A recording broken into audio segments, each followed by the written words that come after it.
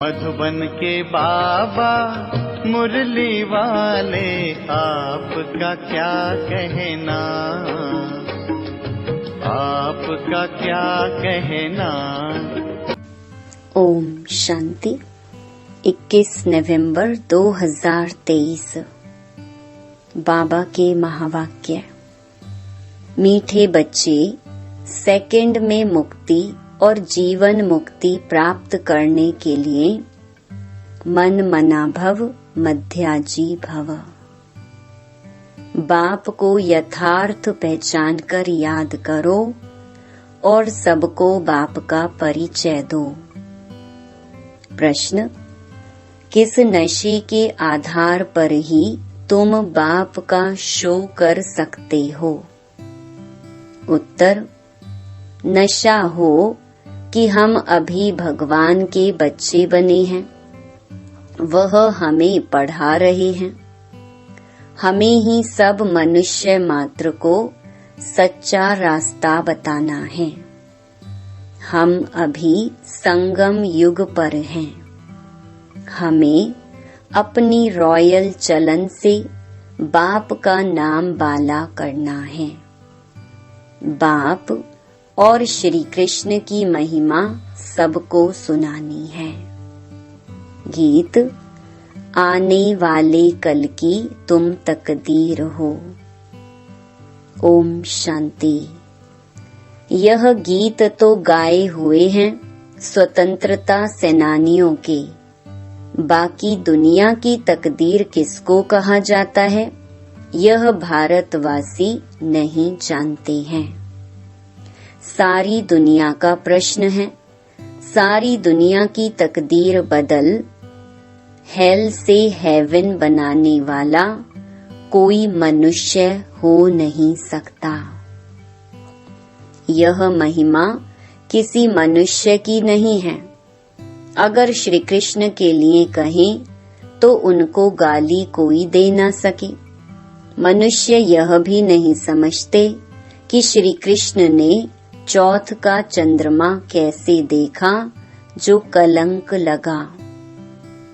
कलंक वास्तव में न श्री कृष्ण को लगते हैं, न गीता के भगवान को लगते हैं। कलंक लगते हैं ब्रह्मा को। श्री कृष्ण को कलंक लगाए भी हैं तो भगाने के। शिव बाबा का तो किसको भी पता नहीं है। ईश्वर के पिछाड़ी भागे हैं जरूर, परंतु ईश्वर तो गाली खा ना सके। न ईश्वर को न श्री कृष्ण को गाली दे सकते। दोनों की महिमा जबरदस्त है। श्री कृष्ण की भी महिमा नंबर 1 है। लक्ष्मी नारायण की इतनी महिमा नहीं है क्योंकि वह शादीशुदा हैं। श्री कृष्ण तो कुमार है, इसीलिए उसकी महिमा ज्यादा है। भल लक्ष्मी नारायण की महिमा भी ऐसे ही गाएंगे। 16 कला संपूर्ण, संपूर्ण निर्विकारी। श्री कृष्ण को तो फिर द्वापर में दिखाया है। समझते हैं यह महिमा परंपरा से चली आई है। इन सब बातों को भी तुम बच्चे जानते हो।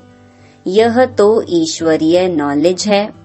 ईश्वर ने ही राम राज्य स्थापन किया है। राम राज्य को मनुष्य समझते नहीं हैं। बाप ही आकर इन सब की समझ देते हैं। सारा मदार है गीता पर। गीता में ही रॉन्ग लिख दिया है।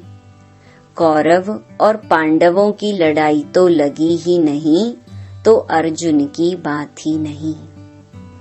यह तो बाप बैठ पाठशाला में पढ़ाते हैं। पाठशाला युद्ध के मैदान में थोड़ी ही होगी। हाँ, यह माया रावण से युद्ध है। उन पर जीत पानी है। माया जीते जगत जीत बनना है, परंतु इन बातों को जरा भी समझ नहीं सकते। ड्रामा में नोंद ही ऐसी है। उन्हों को पिछाड़ी में आकर समझना है और तुम बच्चे ही समझा सकते हो। भीष्म पितामह आदि को हिंसक बाण आदि मारने की बात ही नहीं है। शास्त्रों में तो बहुत ही बातें लिख दी हैं। माताओं को उनके पास जाकर टाइम लेना चाहिए। बोलो, हम आपसे इस संबंध में बात करना चाहते हैं। यह गीता तो भगवान ने गाई है, भगवान की महिमा है। श्री कृष्ण तो अलग है। हमको तो इस बात में संशय आता है। रुद्र भगवानुवाच, उनका यह रुद्र ज्ञान यज्ञ है। यह निराकार परम पिता परमात्मा का ज्ञान यज्ञ है। मनुष्य फिर कहते श्री कृष्ण भगवानुवाच। भगवान तो वास्तव में एक को ही कहते हैं। उनकी फिर महिमा लिखनी चाहिए। श्री कृष्ण की महिमा यह है। अब दोनों में गीता का भगवान कौन है? गीता में लिखा हुआ है सहज राज योग। बाप कहते हैं कि बेहद का संन्यास करो। देह सहित देह के सर्व संबंध छोड़ अपने को आत्मा समझो। मन मना भव मध्याजी भव। बाप समझाते तो बहुत अच्छी रीति से हैं। गीता में है श्रीमद् भगवानुवाच। श्री अर्थात श्रेष्ठ तो परम पिता परमात्मा शिव को ही कहेंगे। श्री कृष्ण तो दैवी गुण वाला मनुष्य है। गीता का भगवान तो शिव है, जिसने राजयोग सिखाया है। बरोबर पिछाड़ी में सब धर्म विनाश हो, एक धर्म की स्थापना हुई है। सतयुग में एक ही आदि सनातन देवी देवता धर्म था। वह श्री कृष्ण ने नहीं परंतु भगवान ने स्थापन किया। उनकी महिमा यह है। उनको त्वमेव माताश्च पिता कहा जाता है। श्री कृष्ण को तो नहीं कहेंगे। तुम्हें सत्य बाप का परिचय देना है। तुम समझा सकते हो कि भगवान ही लिबरेटर और गाइड है, जो सबको ले जाते हैं। मच्छरों सदृश्य सबको ले जाना यह तो शिव का काम है। सुप्रीम अक्षर भी बड़ा अच्छा है। तो शिव परम पिता परमात्मा की महिमा अलग, श्री कृष्ण की महिमा अलग, दोनों सिद्ध कर समझानी है। शिव तो जन्म मरण में आने वाला नहीं है। वह पतित पावन है। श्री कृष्ण तो पूरे 84 जन्म लेते हैं। अब परमात्मा किसको कहा जाए, यह भी लिखना चाहिए। बेहद के बाप को ना जानने के कारण ही ऑर्फन दुखी हुए हैं। सतयुग में जब धन के बन जाते हैं तो जरूर सुखी होंगे। ऐसे स्पष्ट अक्षर होने चाहिए। बाप कहते हैं मुझे याद करो और वर्षा लो। सेकंड में जीवन मुक्ति अभी भी शिव बाबा ऐसे कहते हैं। महिमा पूरी लिखनी है। शिवाय नमः, उनसे स्वर्ग का वर्षा मिलता है। इस सृष्टि चक्र को समझने से तुम स्वर्गवासी बन जाएंगे। अब जज करो राइट क्या है। तुम बच्चों को सन्यासियों के आश्रम में जाकर पर्सनल मिलना चाहिए। सभा में तो उन्हों को बहुत घमंड रहता है। तुम बच्चों की बुद्धि में यह भी रहना चाहिए कि मनुष्यों को सच्चा रास्ता कैसे बताएं। भगवानुवाच, मैं इन साधुओं आदि का भी उद्धार करता हूँ। लिबरेटर अक्षर भी है। बेहद का बाप ही कहते हैं मेरे बनो। फादर शोज सन, फिर सन शोज फादर। श्री कृष्ण को तो फादर नहीं कहेंगे। गॉड फादर के सब बच्चे हो सकते हैं।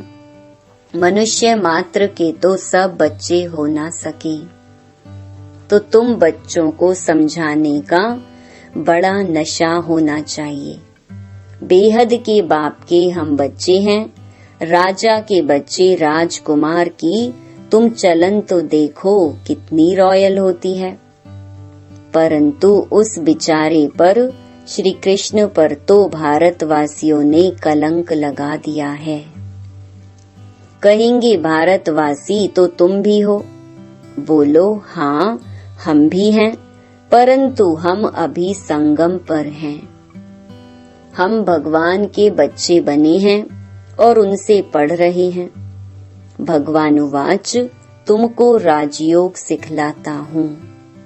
श्री कृष्ण की बात हो नहीं सकती, आगे चलकर समझते जाएंगे। राजा जनक ने भी इशारे से समझा है ना। परमपिता परमात्मा को याद किया और ध्यान में चला गया। ध्यान में तो बहुत जाते रहते हैं। ध्यान में निराकारी दुनिया और वैकुंठ देखेंगे। यह तो जानते हो, हम निराकारी दुनिया के रहने वाले हैं। परम धाम से यहाँ आकर पाठ बजाते हैं। विनाश भी सामने खड़ा है। साइंस वाले मून के ऊपर जाने लिए माथा मारते रहते हैं। यह है अति साइंस के घमंड में जाना, जिससे फिर अपना ही विनाश करते हैं। बाकी मून आदि में कुछ है नहीं। बातें तो बड़ी अच्छी हैं, सिर्फ समझाने की युक्ति चाहिए। हमको शिक्षा देने वाला ऊंच ते ऊंच बाप है। वह तुम्हारा भी बाप है। उनकी महिमा अलग, श्री कृष्ण की महिमा अलग है। रुद्र अविनाशी ज्ञान यज्ञ है, जिसमें सब आहुति पड़नी है। पॉइंट्स बहुत अच्छी हैं, परंतु शायद अभी देरी है। यह पॉइंट भी अच्छी है। एक है रूहानी यात्रा, दूसरी है जिस्मानी यात्रा। बाप कहते हैं कि मुझे याद करो तो अंतमति सो गति हो जाएगी। स्पिरिचुअल फादर के बिना और कोई सिखला ना सके। ऐसी ऐसी पॉइंट लिखनी चाहिए। मन मना भव मध्याजी भव। यह है मुक्ति, जीवन मुक्ति की यात्रा। यात्रा तो बाप ही कराएंगे, श्री कृष्ण तो करा न सके। याद करने की ही आदत डालनी है। जितना याद करेंगे उतना खुशी होगी, परंतु माया याद करने नहीं देती है। अच्छा, मीठे मीठे सिकिलधे बच्चों प्रति माता पिता बाप दादा का याद प्यार और गुड मॉर्निंग। सर्विस तो सब करते हैं, परंतु ऊंच और नीच सर्विस तो है ना। किसको बाप का परिचय देना है, बहुत सहज। अच्छा, रूहानी बाप की रूहानी बच्चों को नमस्ते। रात्रि क्लास। जैसे पहाड़ों पर हवा खाने रिफ्रेश होने जाते हैं, घर व ऑफिस में रहने से बुद्धि में काम रहता है। बाहर जाने से ऑफिस के ख्याल से फ्री हो जाते हैं। यहाँ भी बच्चे रिफ्रेश होने के लिए आते हैं। आधा कल्प भक्ति करते करते थक गए हैं। पुरुषोत्तम संगम युग पर ज्ञान मिलता है। ज्ञान और योग से तुम रिफ्रेश हो जाते हो। तुम जानते हो, अभी पुरानी दुनिया विनाश होती है, नई दुनिया स्थापन होती है। प्रलय तो होती नहीं। वो लोग समझते हैं दुनिया एकदम खत्म हो जाती है, परंतु नहीं, चेंज होती है। यह है ही नरक, पुरानी दुनिया। नई दुनिया और पुरानी दुनिया क्या होती है, यह भी तुम जानते हो। तुमको डिटेल में समझाया गया है। तुम्हारी बुद्धि में विस्तार है, सो भी नंबरवार पुरुषार्थ अनुसार। समझाने में भी बहुत रिफाइननेस चाहिए। किसी को ऐसा समझाओ जो झट बुद्धि में बैठ जाए। कई बच्चे कच्चे हैं जो चलते चलते टूट पड़ते हैं। भगवानुवाच भी हैं, आश्चर्यवत् सुनंती कथंती। यहाँ है माया से युद्ध। माया से मरकर ईश्वर का बनते हैं, फिर ईश्वर से मरकर माया के बन जाते हैं। एडॉप्ट हो फिर फारकती दे देते हैं। माया बड़ी प्रबल है, बहुतों को तूफान में लाती है। बच्चे भी समझते हैं हार जीत होती है। यह खेल ही हार जीत का है।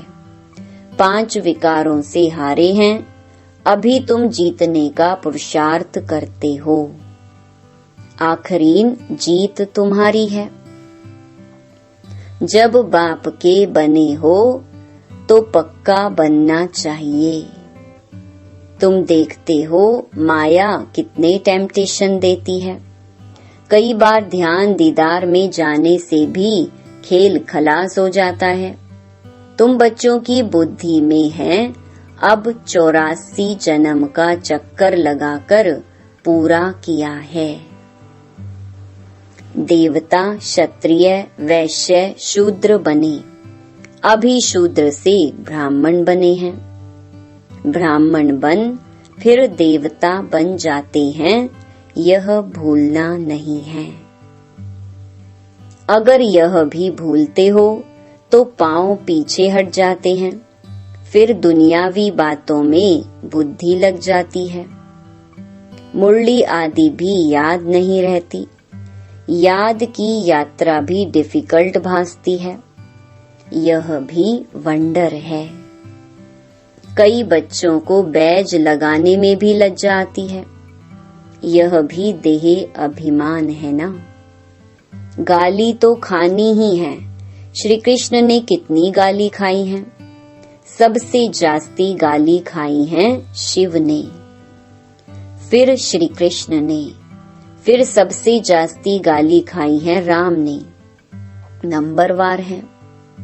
डिफेम करने से भारत की कितनी ग्लानि हुई है। तुम बच्चों को इसमें डरना नहीं है। अच्छा, मीठे मीठे सिकिलधे बच्चों प्रति याद प्यार और गुड नाइट। धारणा के लिए मुख्य सार। पहला, बुद्धि से बेहद का संन्यास कर रूहानी यात्रा पर तत्पर रहना है। याद में रहने की आदत डालनी है। दूसरा, फादर शोज सन, सन शोज फादर, सभी को बाप का सत्य परिचय देना है। सेकंड में जीवन मुक्ति का रास्ता बताना है। वरदान, मनसा और वाचा के मेल द्वारा जादू मंत्र करने वाले नवीनता और विशेषता संपन्न भव। मनसा और वाचा दोनों का मिलन जादू मंत्र का काम करता है। इससे संगठन की छोटी छोटी बातें ऐसे समाप्त हो जाएंगी जो आप सोचेंगे कि यह तो जादू हो गया।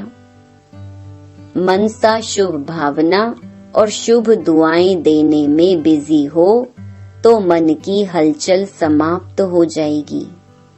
पुरुषार्थ से कभी दिल शिकस्त नहीं होंगे। संगठन में कभी घबराएंगे नहीं।